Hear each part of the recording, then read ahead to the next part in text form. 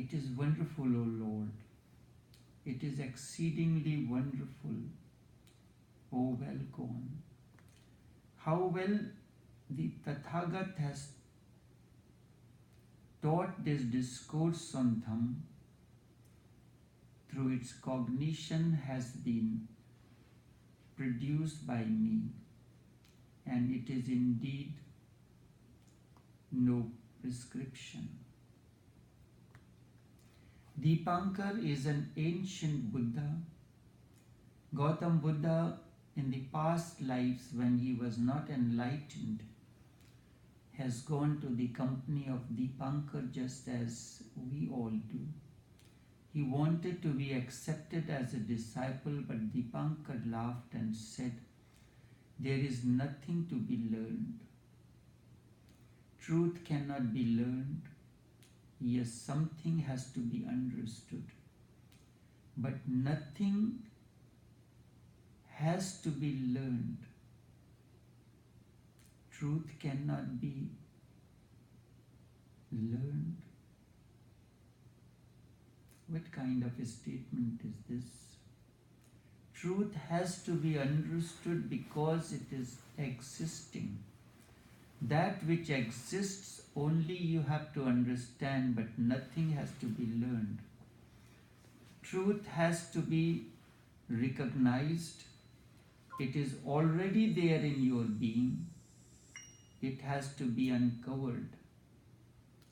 But there is nothing to learn. Truth is not new. It is your very being. You have to become aware of it. Not that you have to become more knowledgeable. Truth is not knowledge. In fact, the more knowledgeable you are, less aware you will be.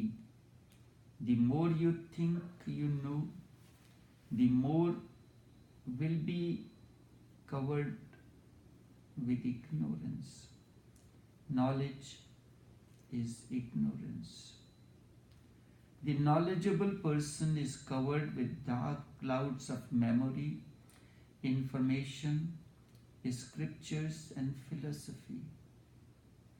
He is always speaking in terms of scriptures, memory, uses the memory to bring about all that is there. Dipankar said to Gautam, "You need not think in terms of learning. Truth is already in you. Truth is the seed that you are born with. Just as the seed that you go and buy from the market, a flower seed, that is a potentiality that carries the truth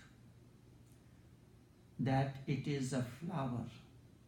Flower is hidden in its womb. Only thing is this, you have to create an environment for that flower to blossom, that truth to be uncovered.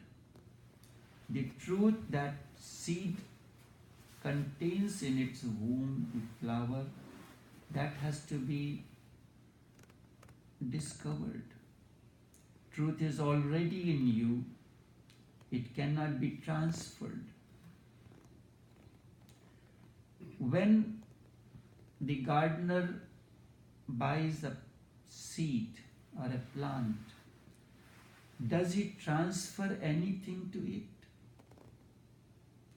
All he does, he prepares a flower bed, plants the seed, and waits for it to grow in its own natural way.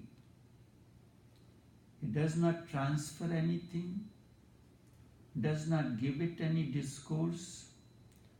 All it shares, plants it, takes care of it lovingly, that it is not being in the process. When the seed is becoming seedling, it protects it from any kind of animals or anything to destroy it. truth is already in you, it cannot be transferred. It has to be allowed to grow into you, just as the seed is to be allowed to grow in the flower bed. Not only this, when Gautam touched the feet of Dipankar, Dipankar bowed down and touched the feet of Gautam. Gautam was not enlightened then. He was very puzzled and embarrassed too.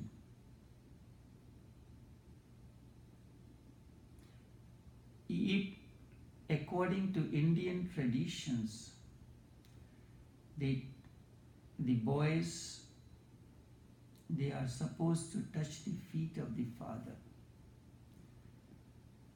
But if the father touches the feet of the child may feel embarrassed.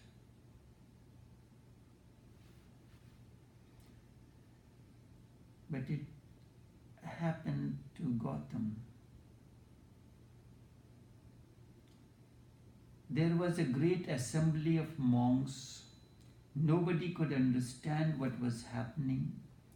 Dipankar has never done anything like this before.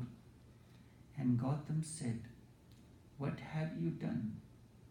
Why have you touched my feet? I am a sinner, an ignorant person. To touch your feet is right, but your touching my feet is absurd. Have you gone mad?" And Dipankar laughed again and he responded, "No, Gautam, you are puzzled because you know not your future. The bud does not know when it will blossom, what will be its hue, what would be its color,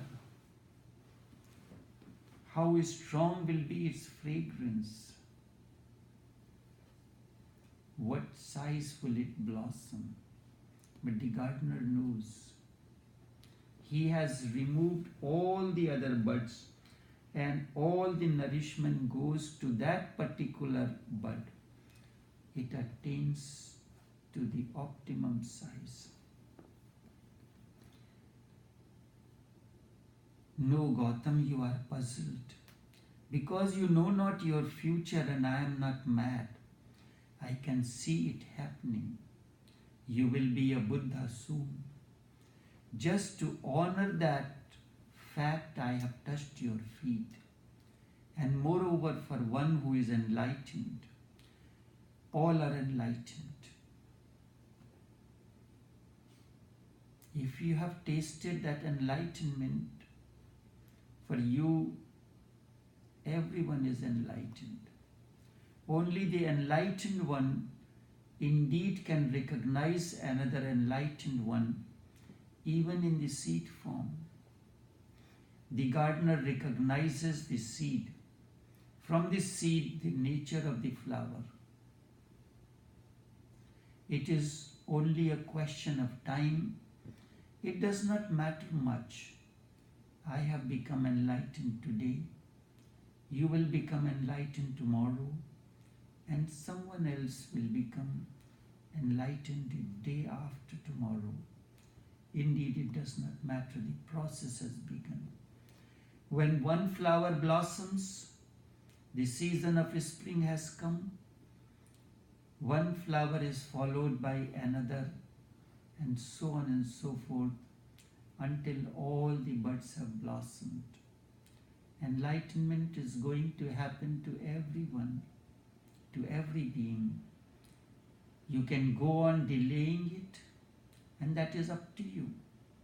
The moment you stop delaying, the moment you stop postponing, it is there.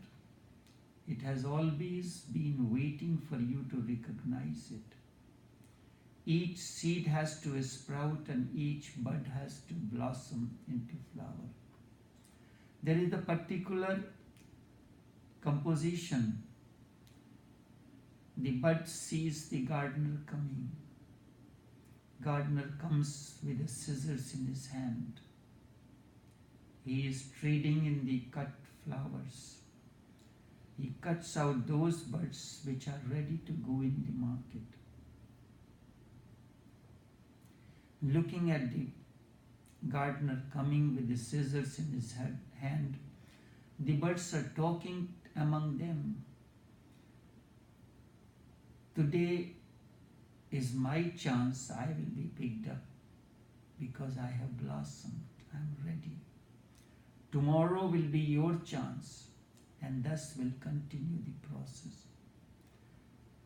Each seed has to sprout and each bud has to blossom into flower. This is the destiny. Neither you nor I can change it. Dipankar touching the feet of Gautam is one of the most beautiful anecdotes. And Gautam was unknown then. And after centuries, nearly 300 years later, when Gautam was born as Siddhartha and he became enlightened. And when this happened for the first time that Gautam, the first thing that Gautam did, he bowed down to Dipankar. But Dipankar was not there. Which direction he should turn his face to bow down?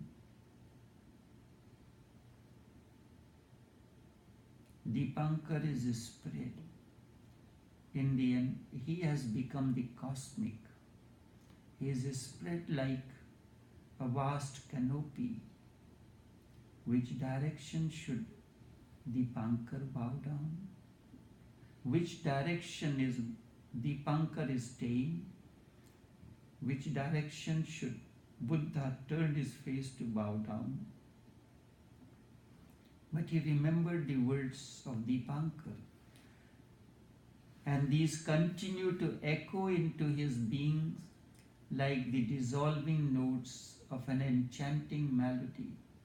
The words of Dipankar continued to echo into his being like the dissolving notes of an enchanting melody that one day you will blossom and you will attain to Buddhahood. And he laughed and said, "Now I understand. Why did you touch my feet? Now I can touch the feet of everyone. Now I know the whole existence is going to be enlightened." Through these sutras, Buddha is paying his gratitude to Dipankar and making Subhuti aware of this as well.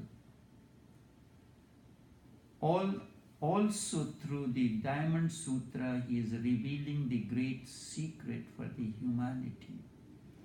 Enlightenment is a natural happening. If you do not hinder, it is bound to happen. It is not that you have to achieve it at all, or all you can do is hinder it. You go on hindering it in 1,001 ways. You do not allow it to happen. When it starts happening, you become frightened. When it takes possession of you, you shrink back and withdraw. You come back in your tiny cell of ego. How can I accept another master? I am already connected to one.